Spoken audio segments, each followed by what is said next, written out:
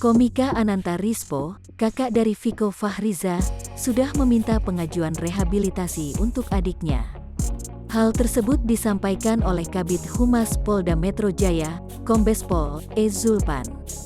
Zulpan menuturkan bahwa secara lisan Rispo sudah meminta agar adiknya itu segera menjalani rehabilitasi.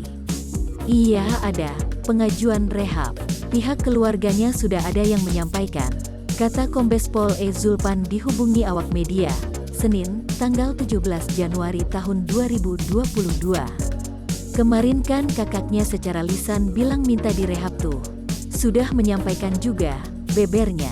Zulpan belum tahu apakah surat pengajuan rehabilitasi Fico sudah masuk atau belum.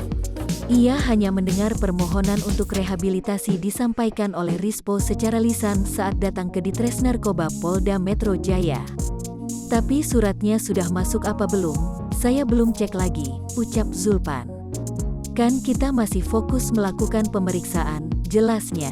Sekadar informasi, Fico Fachriza ditangkap narkoba pada tanggal 13 Januari kemarin dengan barang bukti pukul 1.45 gram tembakau sintetis.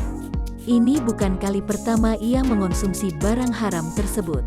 Sebelumnya, ia pernah membuat pengakuan menggunakan tembakau gorilla di tahun 2016 hingga menghabiskan sampai 1,7 miliar rupiah.